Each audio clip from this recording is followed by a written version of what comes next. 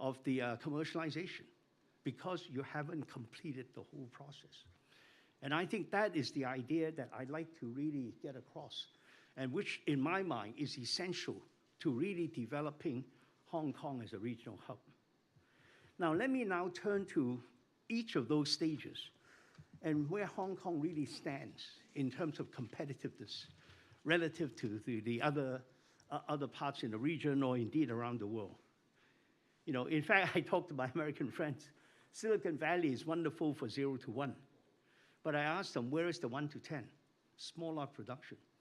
And more importantly, where do you get the 10 to 10,000 to do your market testing?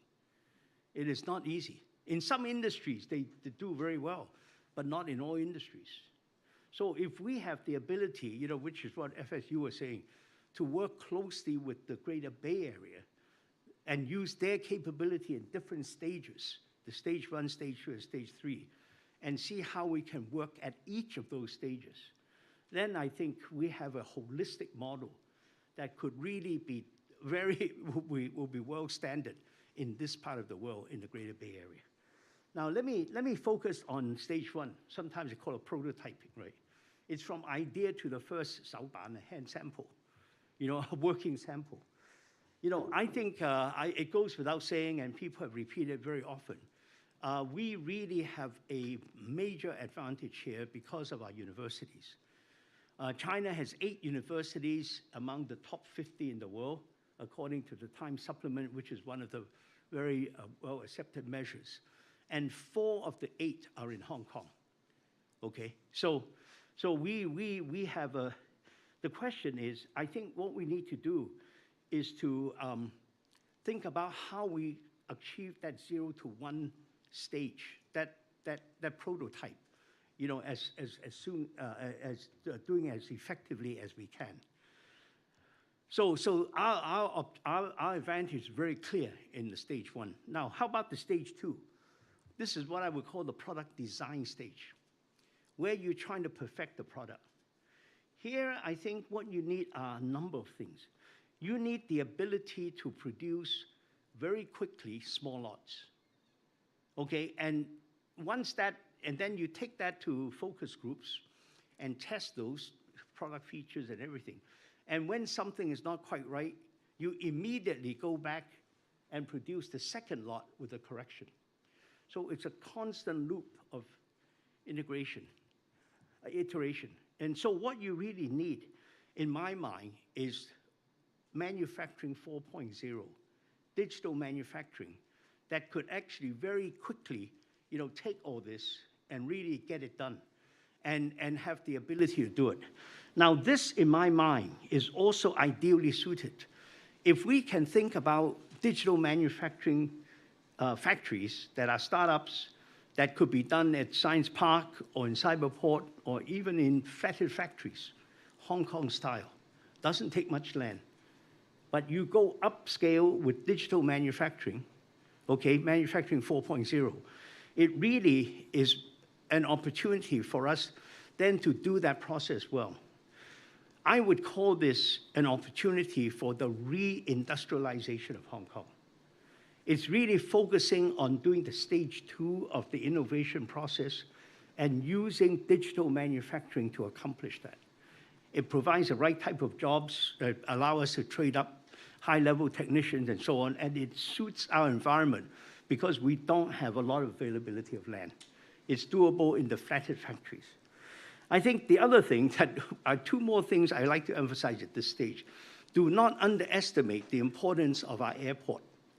Because in this stage, you need availability of parts, you need availability of expert advice that would be able to communicate and come in very quickly, almost instantaneous, so you can iterate very fast. You want to, okay, redesign the product, you need a part, Hong Kong doesn't have it, you fly it in, we depend on the airport, okay? So airport is an integral part of this advantage. And then finally, I'd like to also say the savvy consumers that we have in Hong Kong that are actually quite up to date on fashion, global trends and so on, that will provide the people that you do the focus groups with. If you're doing this in the middle of the jungle and you don't have the consumers to actually test your product, what's the use? Hong Kong consumers have the ability to help us with this stage. And so let's not forget them as one of the major advantages. And then the final stage, I don't think we need to say much. It is absolutely something, the 10 to 10,000.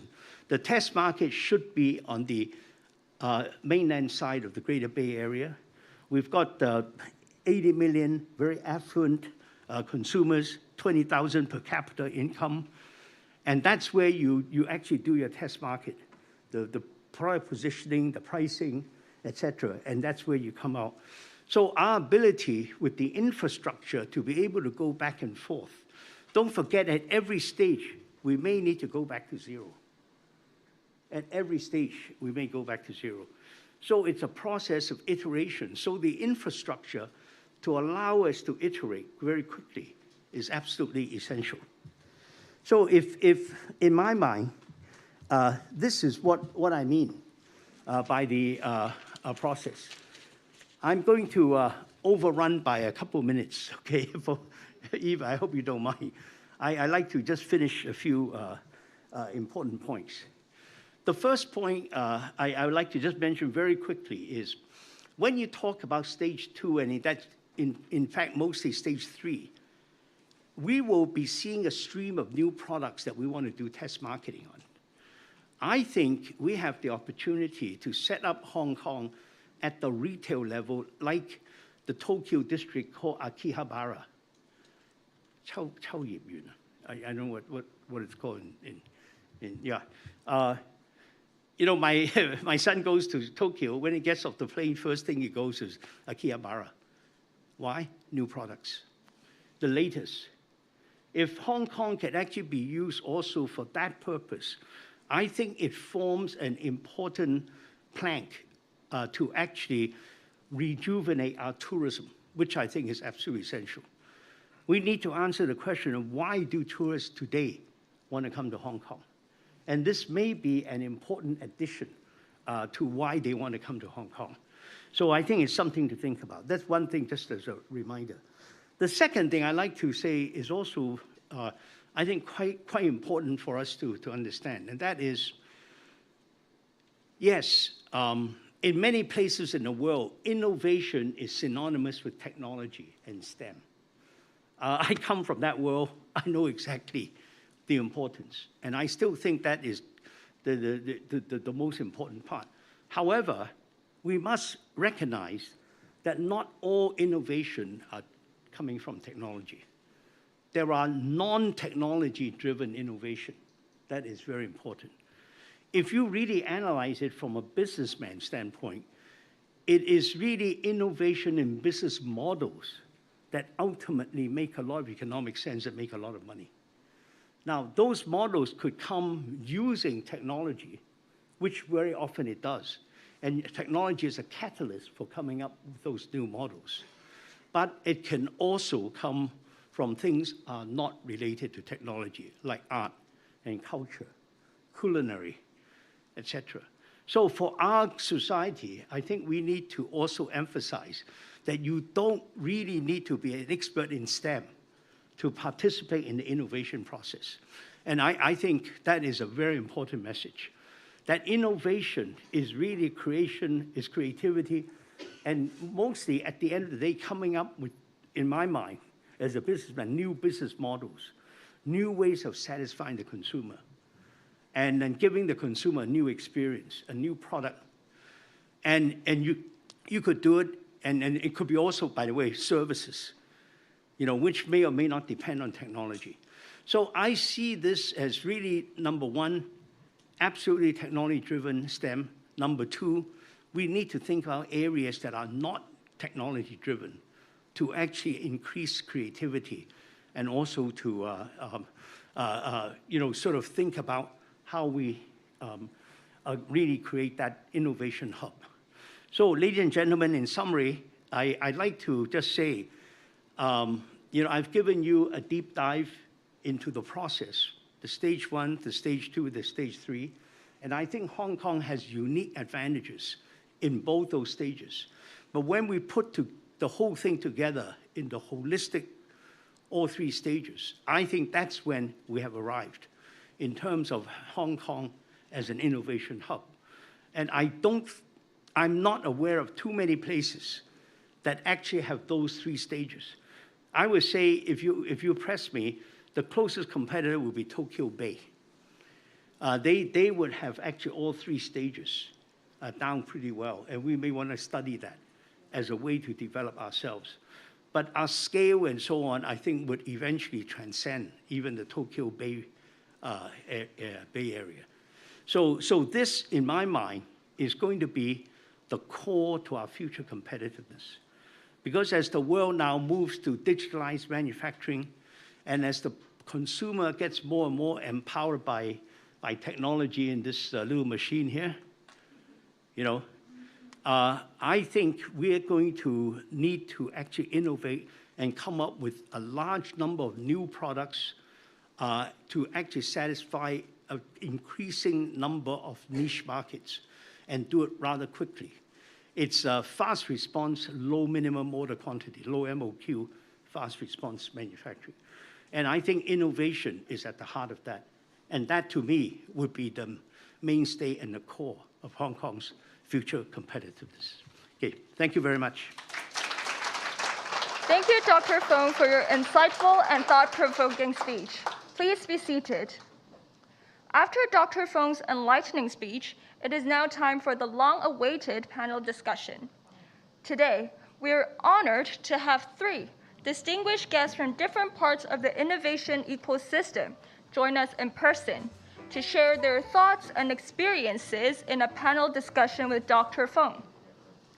The panel discussion will be around 40 minutes, followed by a Q&A section where we'll be opening the floor for questions. So on-site guests and media friends are more than welcome to raise any questions then.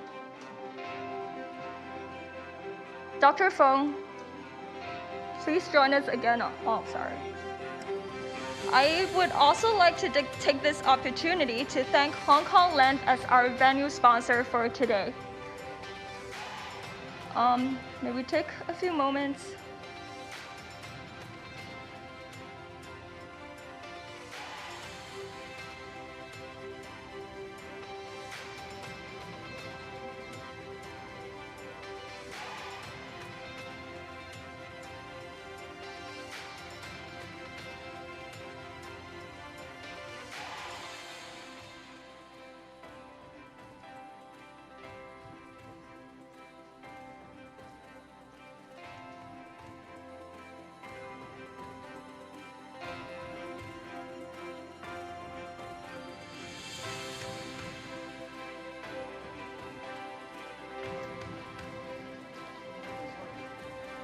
Dr. Fong, please join us again on stage.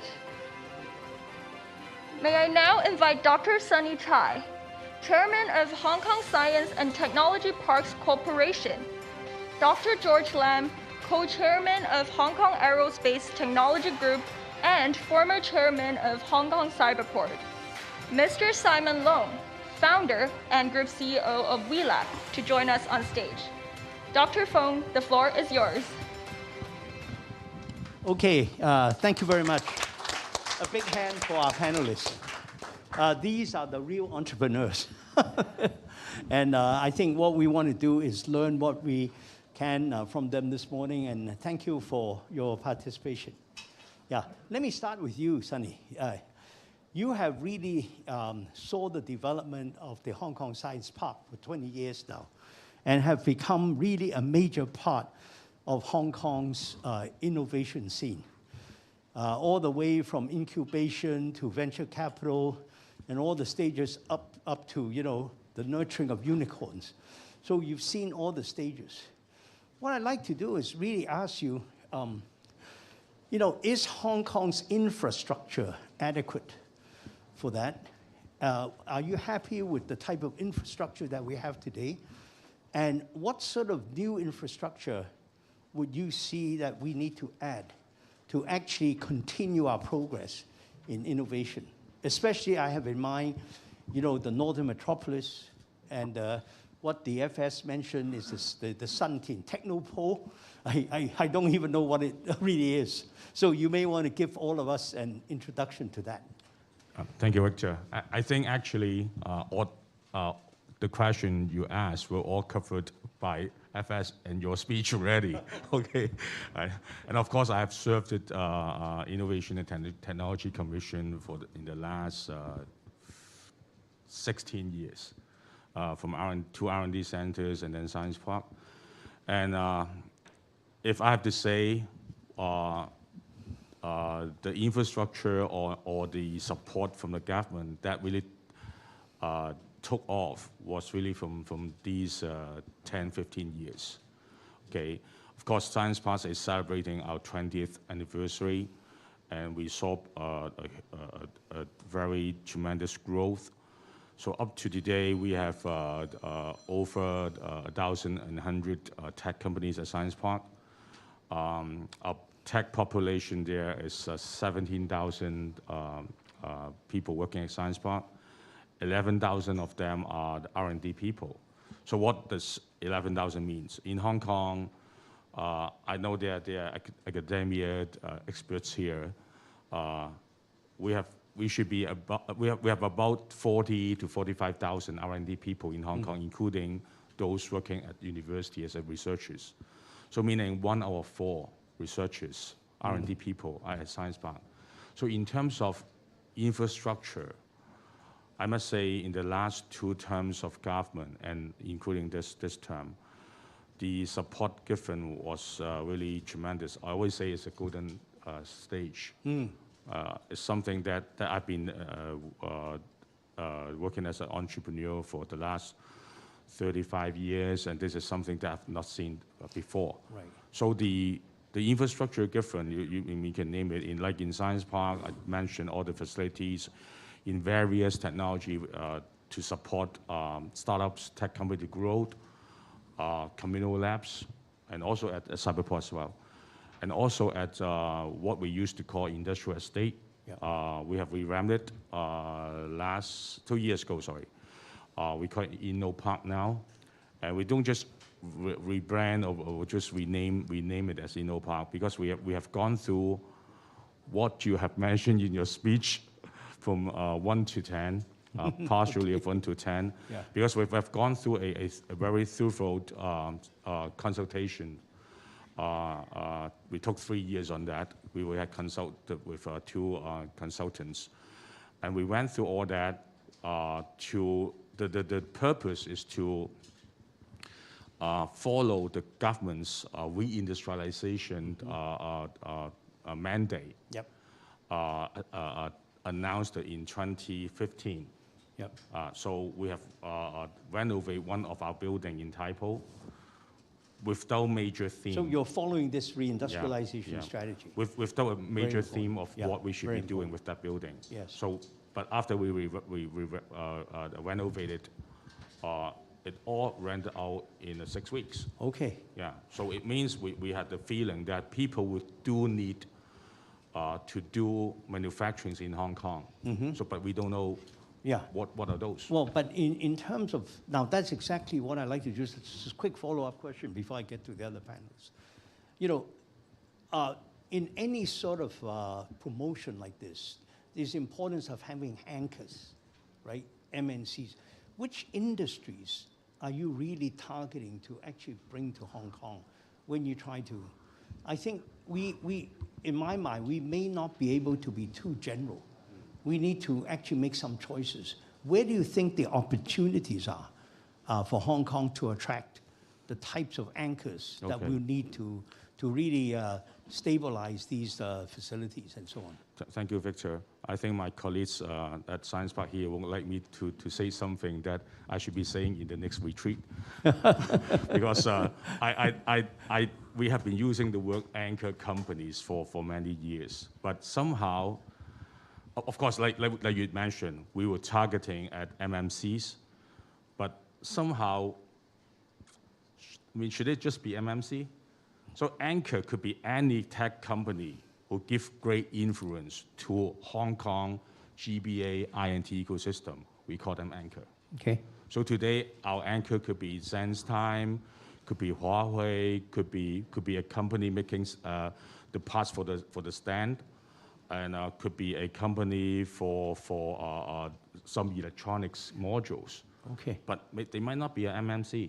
Okay. So whoever can join our ecosystem and really contribute to the entire ecosystem and link up the collaboration as a cluster effect, we call them anchor. Okay. Doesn't have to be MNC. Well, thank you very much. Thank you very much, Sunny. Let me move to you, George. You have been chairman of Cyberport and very successfully really established a whole fintech industry there. But I'd like to focus more on you as a person and your background. You know, I read your resume, it's very impressive. You go all the way from business, science, all the way to law, and you know, you span the whole range. How do you think that has really helped you in developing your career? And especially, I want to focus on really you as a kind of potential role model for some of our younger people wanting to get into the innovation space. And even more importantly, the type of people that we want to attract to Hong Kong as our talent pool that would actually fuel this whole development of the innovation process. Thank you, Victor. Actually, you are my role model. And also, Sunny, I like to give a big Thanksgiving actually to the government also for building up the ecosystem. My successor, Mr. Simon Chan, is here. He's chairman of Cyberport. Yes. Now you can come to me for Cyberport support, but he's the right guy.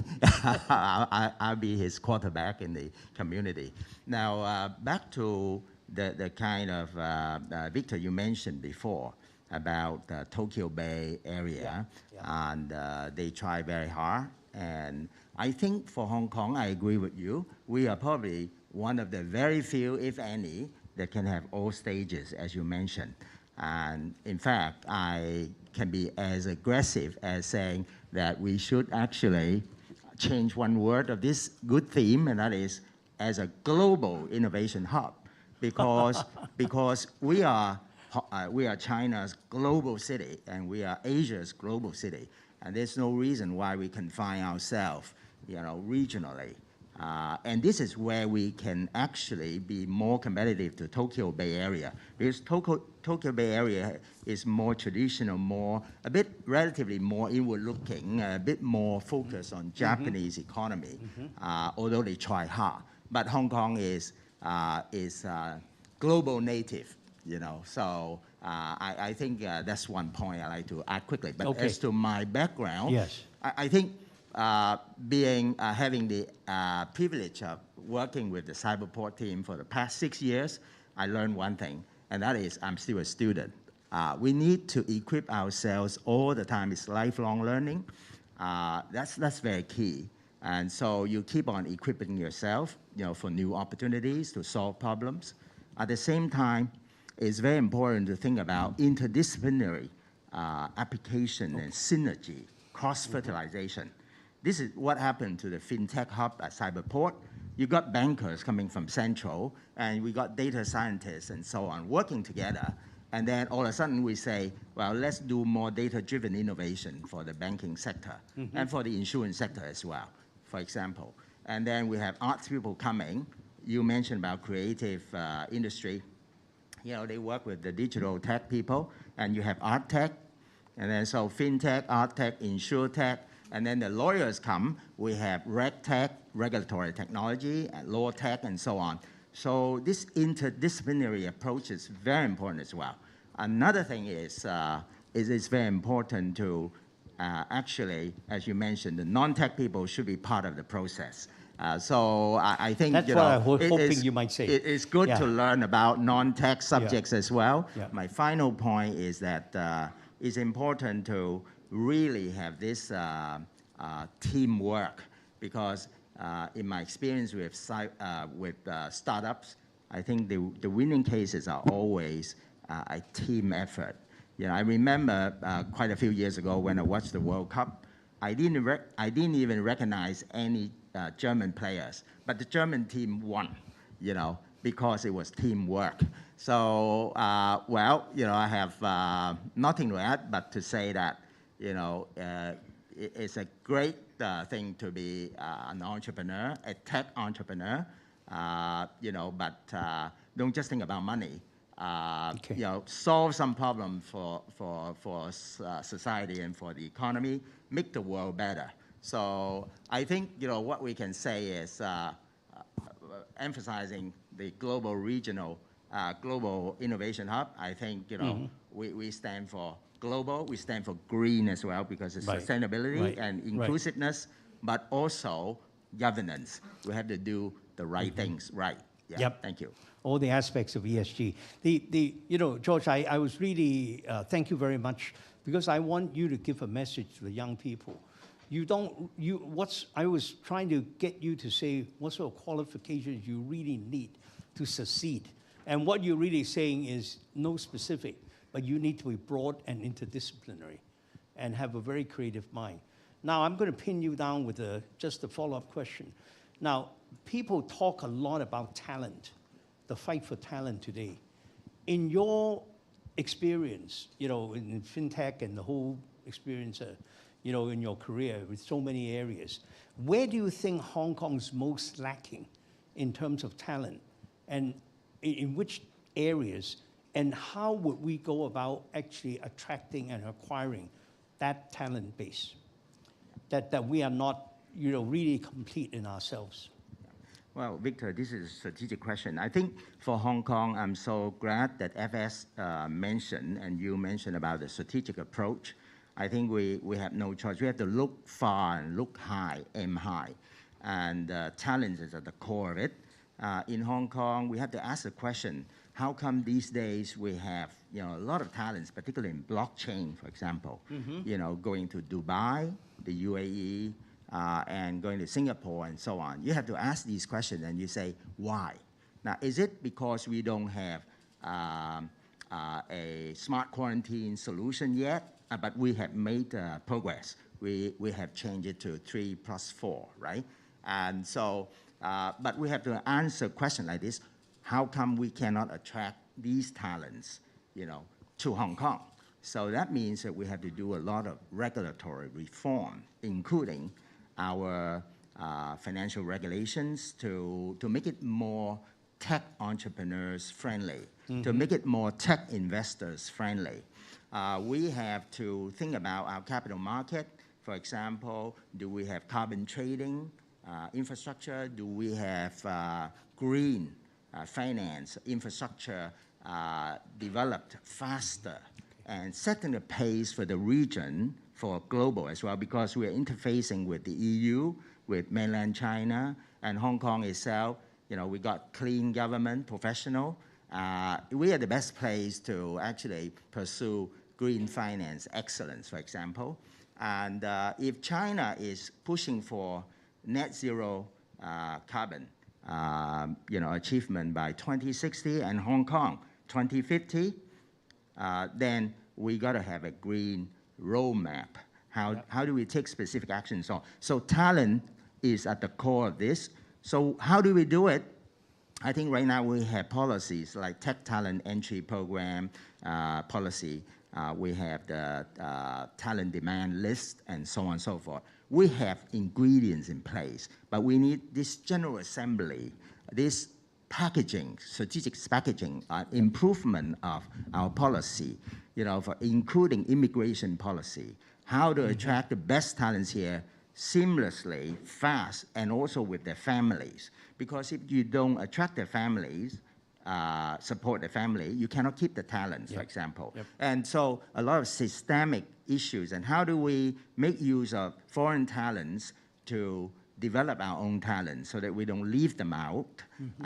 And using Sunny's term about anchor companies, yeah, I love that. I immediately, I want to invite the top tech companies in China, for example, around the world to come to Hong Kong, anchor themselves in Science Park, in Cyberport, etc., in the northern metropolis, And that way, we have this strategic blood, I would say, input, new blood into the Hong Kong ecosystem. Imagine, for example, in Northern Metropolis, if we can have tens of thousands of engineers coming. And you know what they get? They get immediately a salary raise because the Hong Kong tax advantage. And then because they are right in the Northern Metropolis, you know, they can go back to Shenzhen same day. No disruption to family life and so on. We have a lot of innovation that we can do here, and what I loosely call, regime innovation, 制度創新, regulatory so innovation. regulatory, you know. So I think our regulators in Hong Kong have been doing so well. There's room for doing more in terms of industry development and also business development. So talents. Yeah. We need that, and we have the ingredients for success because this is a free port. We have multilingual and multicultural kind of ingredients here. Yes. We are inclusive in thinking. The government has been promoting a caring community and so on. I don't see why we cannot attract talent. So it is about how to get it done. I think it's, let's do it. Thank you, George. Well said. And what you're really saying is instead of government making policies for innovation, they themselves have to innovate within government and government policy. And I think that's a very, very good thought. Okay, Simon. Doing it. Simon, let me turn to you. You're one of our most celebrated entrepreneurs. You taking your wee labs in the fintech all the way to a unicorn.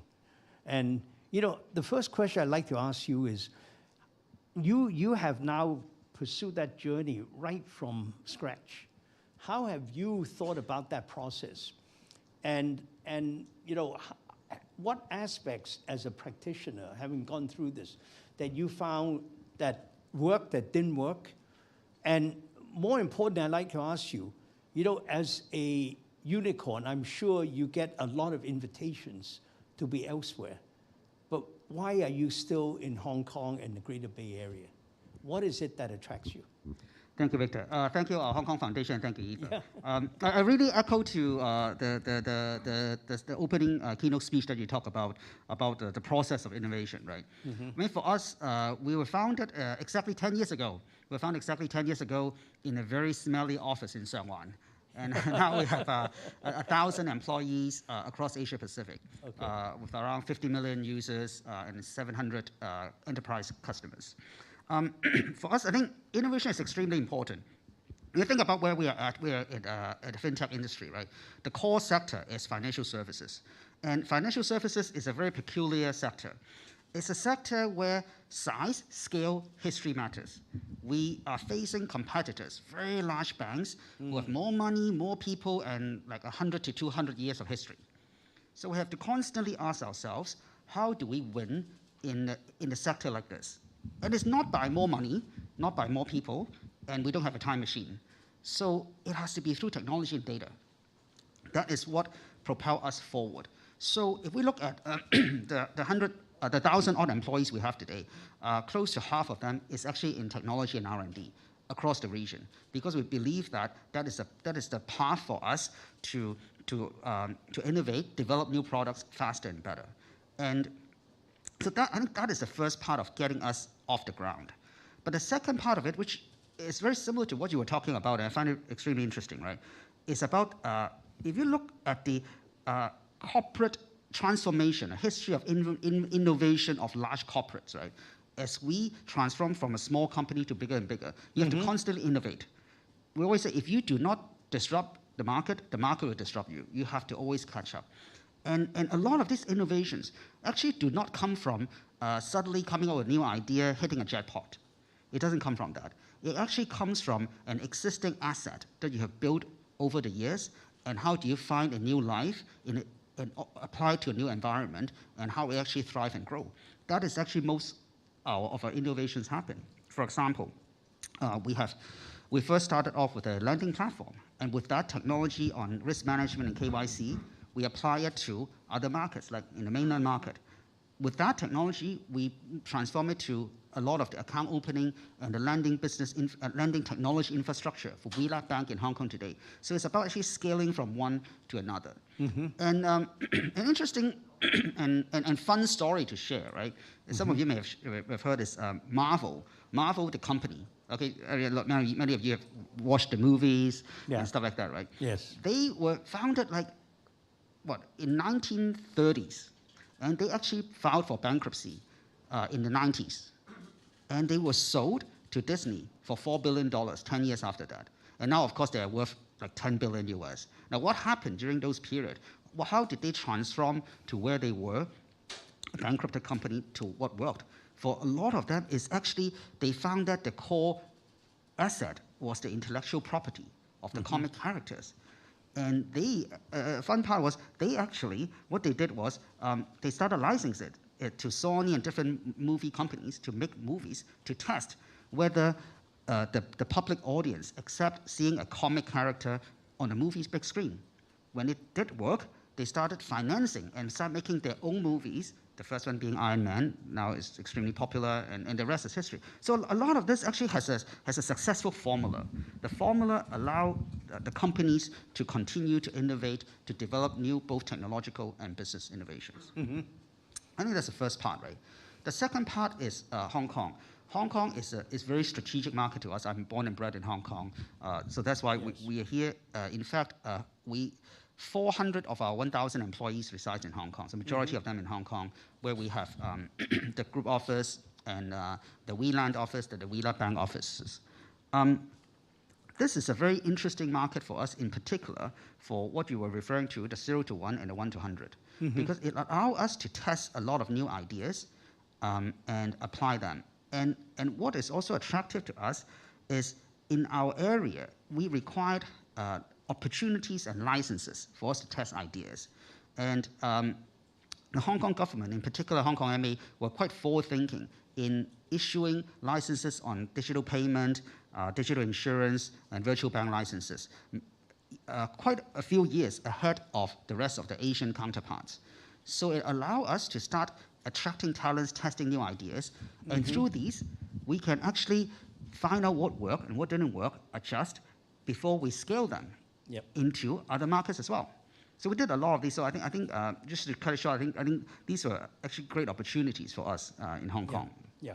No, thank you very much, Simon. I really think your journey is really such a classic.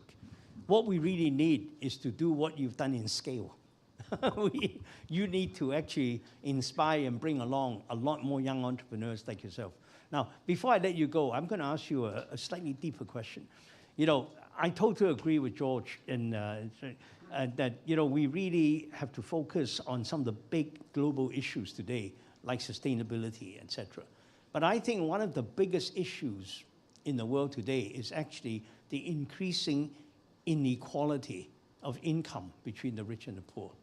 This increasing inequality, I think, is a major issue.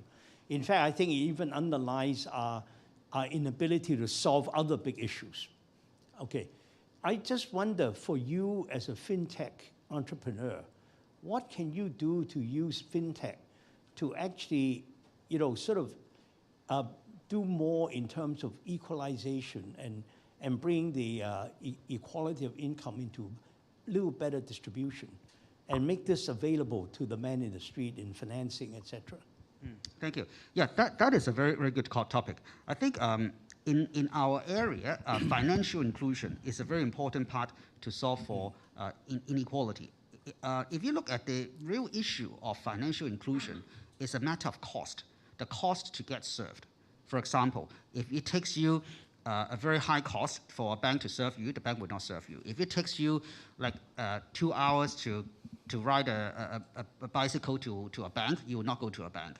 And if you live in a village, if you have a very difficult access to lending facilities so that you cannot buy groceries or buy to top up your stocks in your supermarket, you will not do it, right? I think a big part about financial inclusion or to solve for financial inclusion is to reduce the entry barrier to financial services. Now, a lot of what we do, in particular in mainland China and also in Indonesia, is exactly that, right? These are markets where you have a large population, highly dispersed from big cities to rural. And how do we actually find technological solutions that allow them to, for example, gain access to credit? Those are actually a perfect example for to technological innovation, where you can use alternate data, big data analytics, access to third-party data, combine them, and to do very accurate assessment. In mainland China, many years ago, we started working with Postal Savings Bank of China.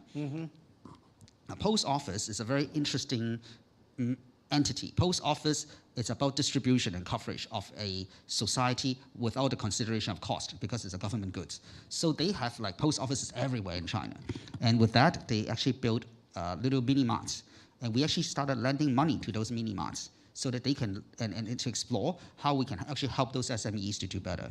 Indonesia as well, we started doing similar things to see how we can use technology to solve for financial inclusion. Oh, very good. Okay, I think we've talked enough among ourselves on the stage. I think it's time for us to open up. We have about 20 minutes. So really, I would like to turn it back over to the MC. A big thank you to all our distinguished guests for your sharing. Please stay on stage. We'll now open up for a Q&A section from participants on site. May we first take questions from the floor? We have a mic runner here with us today, so please raise your hand for our mic runner to come to you. Please also let the audience know your name and then your question for the panelists. This gentleman here, please. Hi, Victor to your right. My name is Franklin Lam. I'm from a public policy think tank. Thank you very much for framing the innovation process into 3-stage, 1 to 10,000 kind of framework. It's really useful to analyze this. So I'm trying to run through my very not tech sophisticated mind, the checklist requiring to take Hong Kong from 1 to 10,000. And I was thinking that you cited very good statistics. In Hong Kong, we've got some of the best universities in the world. And if you look at Greater Bay Area, we do have Shenzhen, which is highest PhD per capita in the whole of China. So innovation-wise, we've got the brains. And we got the market to test the products. I remember people were citing in selling me a Tesla car that we have the highest Tesla per capita in the world, in Hong Kong. So we're clearly trying to adopt things that in a lot of biased mind in the rest of the world are unsafe vehicles. So we're adventurous to try that. We also used the financial secretary used the consumption voucher. The way it got distributed was of extremely high risk. First go, it doesn't work, innovate quickly, it works second time. So in other words, I think the aptitude is there to try and fail and re-examine and fix it. I think it's all there. And for the market in Shenzhen, it's 17 years, the median age, younger than any key city in China. So you can try within 150 kilometers of Hong Kong, Greater Bay Area, the youngest population, most highly educated, the richest, and then some of the poorest in China, all within this Greater Bay Area. So I was just thinking, Greater Bay Area being as big as Australia and Canada, if the question almost is, if within this very rich, complete smorgasbord of ingredients to make technology succeed from 1 to 10,000, the question should be, it would probably take an act of God for Hong Kong not to be the regional innovation hub, because all the ingredients are there. So well said, well said. So if it doesn't work, then we have to think, what can we do to make it work? First of all, it's the mixing of those ingredients in the kitchen. They're all there, but it doesn't mean you make a very good product out of it. Secondly, perhaps we've got some ingredients that are not quite enough, that we need to add from without the Greater Bay Area.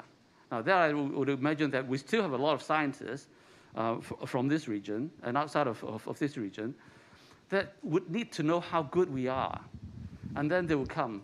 The audience, the panel mentioned that people have automatic increase in the disposable income if they were to move to Hong Kong. And I would also add that for a lot of people who are still working in the West, they may not realize that, in particular from mainland China, they are technology-wise probably in the most productive ages from 30-something to 40-something, and they therefore have families. The panel did mention families are friendly. I think we're pretty friendly compared to a lot of hubs in China, principally because the kids would want to play spend more than 3 hours playing games, and Hong Kong can offer that uniquely. And the spouses may be very addicted to Netflixes. Now, they cannot really live without Netflix once you got addicted to it. So the idea is we do offer something new, and we can use these special ingredients of Hong Kong and draw talents that China somehow haven't quite managed to attract to come to Hong Kong. But we need a concerted effort to sell this. Sorry, maybe Dr. Fong, please answer the question. Okay. Thank you.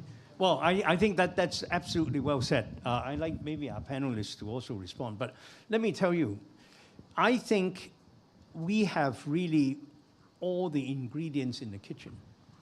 But I think we need to have an orderly process and conceptualize the process so there's a seamless transition from stage to stage. It's like you have all the ingredients. Yes, we can think about what we're missing, but that I think is second stage. We have so much on the table we can work with now. But if you don't have a good cook to put all the ingredients together, or to, if you actually mixing up the process of the cooking, you're in big trouble. You won't turn out a very good dish. I think that's the first thing. The second thing is very simple. Despite the fact that we try to do our best to overcome it, we're still one country, two systems. We're still in separate customs territories. And we really need to continue to improve the seamless crossing of people, goods, information, funds, etc., across the boundary. And I think there's still a little bit of hindrance there, although I think we've done 90% of the problem. So that would be my thought. And now I think our government is really focused on putting the whole process together holistically with what Hong Kong can do, what mainland portion can do on the GBA, and how we can work together. Maybe our other panelists have, Oh, sorry. Yeah. I think this is a great question and a great answer from Victor, but I just share some example. For example, why don't we think about, we are one of the very few places on earth that have such a big reserve, although we need the reserve to do all sorts of things, including the Hong Kong dollar peg and so on. But is there room for a strategic investment platform set up so that we can spearhead more talents coming to Hong Kong, attraction of more top caliber tech companies to Hong Kong, anchor companies and so on? We have to answer that question. And that will make the strategic investment decisions faster, because now it's not big fish eating small fish, it's fast fish that win. So I think it's very important to answer these. It's all about taking actions. And then we have to ask the question, for example, as we think about the future, Dubai, for example, is fast becoming a regional and maybe global innovation hub. The reason is not just they have oil money, but because of their political will and because they attract talents from around the world, including Hong Kong. So what are we doing?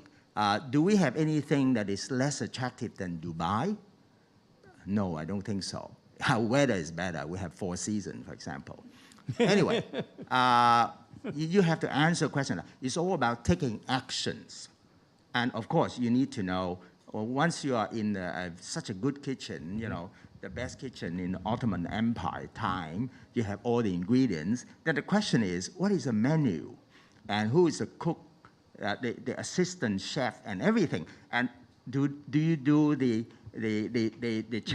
chicken boiling fast enough or in the right way, and so on? It's all about implementation and actions. So I think, sorry, I mean, it takes a few weeks for brainstorming, Yeah. to say the least. But now we have a wonderful window of the policy address of this new administration.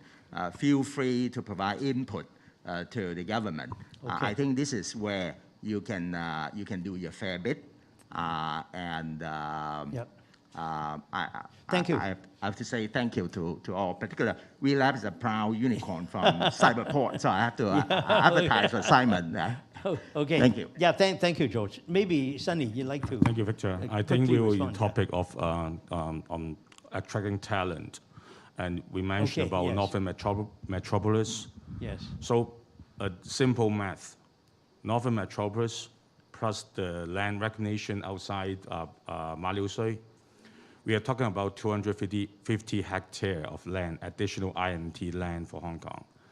So it's 4 times of what we have today. So simple math, we need at least, actually more, 4 times of talents. So where do we get them? Do we just follow like Han Qin or Zhuhai by offering 500,000 RMB to be a master graduate or PhD graduate and they will come? No, I don't think so. It's the entire ecosystem that drives. Look at Science Park, a small example. 5 years ago, we have about less than 10,000 population there. So what drove this growth as it went to 17, 18,000? It's not because of me. It's not because of policy. The policy and the support given. And then we as a INT platform and Cyberport as well, we provide what the government funding and policy given to us, and we have to make it work. If we don't make it work, it's our fault. It's that simple. So in the coming days, I look forward to what FS said. The roadmap will be coming in 6 months. So we want to look into what will be attracting talents. For example, living. Okay, we have we know some example in Science Park. I tell you, it started in April. The occupancy for one type of room is totally full, and the wait list is at least 6 months. One type of room. Okay, there are 2 more types. They are not so popular. One type of room we've proven it is very successful. So in the future, if we have to attract more talent coming to Hong Kong, it's living is a problem. So we have to look into that. Salary, if you look at salary in Shenzhen versus Hong Kong, I don't think it's a big issue. Living is a problem. So we have to look at that. Yeah. Funding, actually, Hong Kong has lots of INT funding. So we have to bundle all of them. Victor mentioned very nicely about 0 to 1, 1 to 10, 10 beyond. And Hong Kong does have a good funding support, especially for helping tech company to do proof of concepts. But we need to promote that more, because there's a whole bunch of INT funding available. You know, what's behind all your very valuable, responses to a good question is I think the big difference between where we were, let's say 20 years ago and today, is that our government is no longer saying we leave everything to the market. We have a very proactive government today that is willing to listen, willing to participate, and looking for results. Can we talk about strategic tech fund? We have a conflict of interest. Oh, you too. Okay. I know, Maybe I know. you should not get into that. Okay. That's a sensitive area. Sorry. No, thank you, Dr. Fong. I thought your keynote speech was absolutely brilliant, and George and other panelists, it was excellent sharing today. Now, I am Mo from the Hong Kong Chartered Governance Institute, and of course, governance is the big issue because governance sets the stage for attracting foreign investments into Hong Kong. One of the big issues globally is actually climate change, and we see that the government has made a really good response with a cross-government agency. Now, I know that, for example, virtual assets platform are coming up. There's reform by the FSTB, and the solution seems to be we will leave it to the PI, but not the retail. So is that a good solution? Is that not a good solution, etc.? I was just wondering that, when you have specific topics of discussions, is it worth it to have some sort of cross-government agency on specific issues that we really want as an economy to target? And of course, governance is a big issue. The other issue is, for example, George, you do an absolutely wonderful job with schools. You were showing me around the brilliant international school you're doing. But what about Indians? What about Hebrew? We need people to come to bring their families, their wives or husbands, because sometimes the female, that's the innovator. And being on the Equal Opportunities Commission myself, I'm very sensitive to the language and racial equality issues. So do we not need some sort of overall plan to attract not just the innovators, but the sort of ecosystem, the environment around that, to make it more attractive for them to come in? So that is why I think maybe on specific topics, we really should be having some sort of cross-agency collaboration with the industry, etc. Yeah. I was just thinking if this is a good idea or not. Yeah, thank you very much for that question. I wish, in fact, Secretary Sun Dong was supposed to be part of our panel. Unfortunately, he's taken sick and couldn't be here today. He would be the perfect person to answer that question. But having said that, I'd like to start with Simon. You've attracted a lot of talent. Where are the stumbling blocks? And then maybe George, you could come in from your Cyberport perspective. You've done so much to try and create the environment. Yeah, thank you, Victor. I think if you look at talents, right, I think in addition to a fair compensation, living environment, those are important, right? They look for market opportunity. They want to work in a market where there's opportunity for growth. So I think we need to be able to create that market opportunity for them. If you tell people you're coming to Hong Kong and just work on a 7 million population, they will not come here because to them, they have other choices. But I think we need to be able to sell and promote the GBA, the Belt and Road, meaning going both the north and the southbound direction as our market opportunities as well, not just the Hong Kong market. I think that part is extremely important. Right now, what we're facing in talent, acquisition of talents in Hong Kong, we need to understand it, right? It's a supply issue. The supply issue is creating a lot of bigger problems right now. The supply issue is number one because there are people moving outside of Hong Kong and expats find it difficult to migrate to Hong Kong. I think that created a massive supply issue. And what made it worse is because there's a supply issue, in particular for financial services, right? It drives the salary much higher, meaning the same level of expertise or experience today versus, let's say, 5 years ago has gone up by quite a lot, let's say 20, 30%. And that makes the cost of running the companies even more difficult. So we need to tackle that. I think this is something that we seriously need to look at, especially for technology in our area, financial services, that people are moving out, and we need to find a solution. Okay, George, very quickly, because I want to get to our... Yeah, thank you, Victor.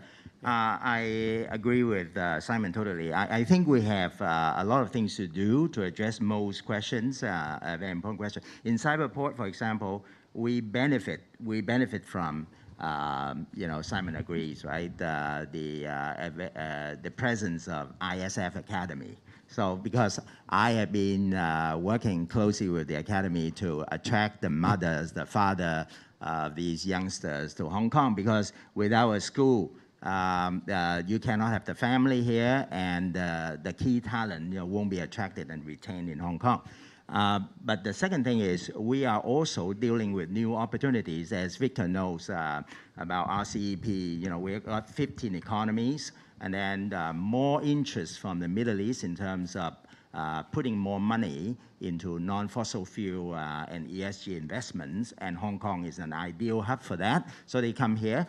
Don't forget that we have a 1.6 billion population of Muslims, and if we want to attract these talents, be it tech investors or tech talents to Hong Kong, vis-a-vis Dubai, I think we should beef up the support system for schools and so on.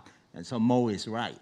And then if we say that India is the next economy, on the world stage, just surpassed the UK, for example, in terms of GDP.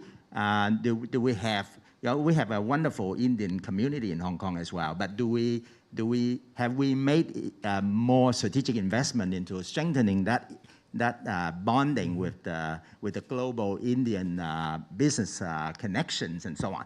Now, we have good efforts in the government, including Invest Hong Kong and so on, but we have not come to the point where we have a tech concierge. Like, for example, if I look at a good semiconductor design team, I look at a good top caliber AI team, a top cybersecurity team from Israel and so on, how do I attract them here? How do I have one-stop shopping to make sure they and their family feel comfortable to come to Hong Kong right away? And how do we do it fast? We do have, procedure, due process, but we need entrepreneurship in the government as well. Yeah. Thank you. Absolutely, George. Really, just summarizing what you guys said, I think, frankly, all the aspects of schooling, living environment is absolutely important, but they won't even consider coming here if it had not been for the opportunities. And I'm so glad you mentioned RCEP. It's against those more strategic background that we need to really position Hong Kong. Our access to the consumer in Asia, which is now going to be the majority of the global consumption. We're right in the thick of the most vibrant market in the world. There's no better place to access that opportunity. From there, then you take away all the other objections to moving here, which Victor. is, the family and et cetera. I'm sorry, Victor, if I may, just Yeah, one so point. yeah, please. And you need to have strategic investment capital on the table to attract these very top firms to Hong Kong. You just look at Singapore, you just look at and I have to thank Victor for his leadership in pushing towards this strategic direction. We need a platform so that we can say to these top caliber people that we have money on the table as well. We want to make sure you come and you can build your business, attract your talents, and we can open door for you into the mainland. And we have to do that, and we can go to RCEP, particularly the ASEAN region. Right. But don't forget Japan and Korea as well, because it's very important for Northeast Asians to work together. Okay, thank you. Maybe we need to move to the next question. Sorry, we have one more question from the floor. Oh, I'm sorry. Hello, I'm the lady to ask a question. I'm Doris Leung, the founder and CEO of Diamond Cap. We are the very first barrier-free taxi service in Hong Kong. I think we have go through the stage that Victor just teach us. We start from zero, from the idea. Now we have barrier-free taxi service in Hong Kong, and then we scale up with the peers, okay? Now I'm going to have my next stage is called Diamond Cat 2.0. That is, we are going to match with more technology support. Now I have very great tech partner. They are giant telecom company in Hong Kong. But when I talk to my partners, they said, okay, Doris, you have to do this. Okay, you have to have your fundraising. And I asked if I should ask the government to get the technology funding because it's going to have the innovation on technology plus social. I want to make it as a new kind of Uber-like platform because Uber come to me, Doris, I really want to work with Crowdsourcing. Yeah, they want to work with it because we are making some very special service, wheelchair accessible taxis. That is our pioneer service in Hong Kong. But I don't want to work with them at the moment because I want to make my own platform really focusing on quality driver. Recently, a retired school principal come to me and said, Doris, I want to be your Diamond Cab driver. And he's going to be on road later this month. So he really inspires me how I can pull in all the quality driver to make a best taxi driver pool in Hong Kong and then extend my branding and also experience to other aging societies, especially in Asia. But the question is, my tech partners told me, Doris, if you want to apply for any funding from the government, it will spend you half a year at least. Okay? My question is simple. Please give me some advice. Should I go to the government to apply funding or go to the private market? Yes or no? Thank you. Well, I think, Sunny, I'm going to let you take this one. You deal with this every Thank day. you, Victor. I said I work for Innovation and Technology Commission since 2006, but I didn't have a salary. So the official should answer your questions, but I can give you some advice. It really depends on your milestones. If you have a strong tech partners, and who are ready to do something landing, and you have certain funding that you can go to support that, don't wait, just go ahead. And of course, among the Innovation and Technology Fund, there are some funds which have a quicker process. The chairman is also here. The TVP chairman, Technology Voucher Program. And of course, if you're looking for a bigger chunk of investment of project, for example, you're talking about several million or up to 10 million, you're looking for enterprise supporting scheme, that will have to go through a very rigid process. That's public money, I hope you understand. But if it's a smaller amount, okay, how fast could that be? 2 months, 3 months? 3 months. 3 months. See? 3 months. Chairman okay. speaking. Yeah. So it depends on the amount of INT funding you're looking for. If the bigger, the more process it has to go through. It's public money. Okay? Thank you. Can we take one last question from the media, please? Good afternoon, panelists. This is Oscar from the South China Morning Post. Just now, the Financial Secretary said the talent in the field are still increasing despite the pandemic. So, however, it's vital to attract talents to come to Hong Kong if we want to build a regional innovation hub. So that brings to my questions. So what obstacles do you panelists foresee in maybe next 1 or 2 years to recruit talent and their family, like George just mentioned, to Hong Kong if the restriction and quarantine are still imposed in that case? And and also echoing the Financial Secretary has noted, what kind of measure are you or the industry more looking forward to the government measures rolling out in the next 6 months? Thank you. George. Thank you. Great question. I think I have traveled recently, so I probably am a little bit qualified to provide some input in terms of smart quarantine policy. I have traveled to Sydney, Singapore, London, Bangkok, Jakarta. So I have been in quarantine hotels several times. So I think we are on the right track, and we need a bit of patience with the government, but we do need to move fast. I like the government's approach in terms of counting on real relevant data to adjust the policy. The whole world is moving towards this opening up, but I think we don't open up for the sake of opening up. We have to keep vigilance. Even Japan is saying that they will open up starting October, but I think we can do that. Hong Kong is a smart place. We have smart citizens. So we have smart economy. And before you board a plane to Hong Kong, you need to do a PCR. Upon landing, you do another one. And then you need to do 3 more PCR tests. And every day before you go out, you need to do an RAT to have a negative result. I think we do have built-in mechanism to protect the public. And all we need to do is do a bit of fine-tuning as we go. And we can be as open as other places. Other places are doing a better job than Hong Kong in terms of marketing. So a lot of places, they say they are open, but they also have to be very careful. But Hong Kong, we say less, but we do more, I hope.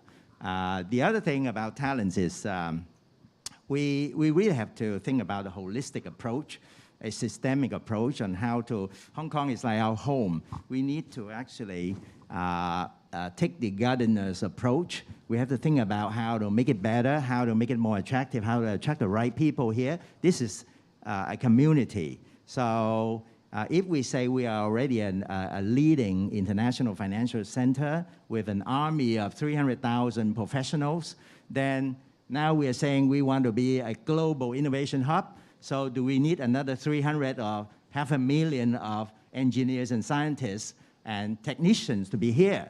So how do we do that? It is really very important for us to think about that. It's really little things. The devil is in the detail, and the key is actions, and the success factor is speed and team effort. So. Okay. Well, I think we've come to the end of our time. Before we end, I'd like to see whether our panelists have any final words. Simon, any? Yeah, thank you. I think just if I may say something very quick on the last question, right? I think, of course, I agree that opening up borders in all directions without quarantine is essential. But I think in between, while we're waiting for it, I think we need to be really good at doing transactions, deals, attracting talents virtually. I mean, it's something that we have to do, right? I mean, over the last few years, we've been doing that. We cannot travel out. I mean, similar to George, I've been out of Hong Kong for a third to half of the time this year. And we've raised funds, we've bought a bank and stuff like that, all virtually. And it's just something that we have to do. We cannot wait for things to happen for us. I think we need to take control of the situation and start making things happen. I think that's the time. Not the a time moment to lose. Yeah. George, any? Yeah. Just Thank quick you. final word? I think my final words is let's aim far and high. Let's go for global innovation hub, and let's take strategic actions as well, not just the day-to-day, the thing in front of us, and let's do it. Thank you. Yeah. Sunny. I think technology and talent actually has no boundary. When people can move around, and technology, if I don't have a technology, I can adopt it, I can collaborate. But what does have a geographical issue is policy and the culture. So we have to treasure, we are within GBA.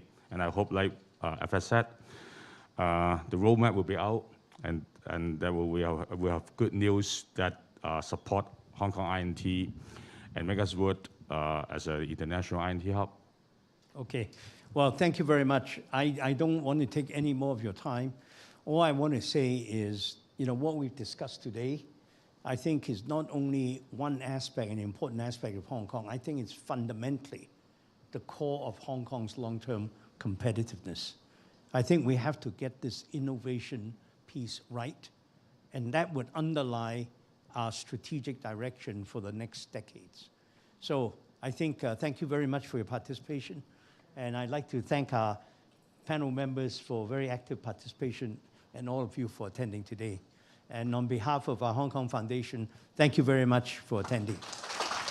Thank you for your sharing. May we put our hands together for our keynote speaker and distinguished panelists for their invaluable insights. Lastly, thank you all for joining us today. And I look forward to seeing you all again at the next Insight Forum featuring Mr. Bernard Chan on October 27th. So please stay tuned. I wish you all good health. Thank you and goodbye.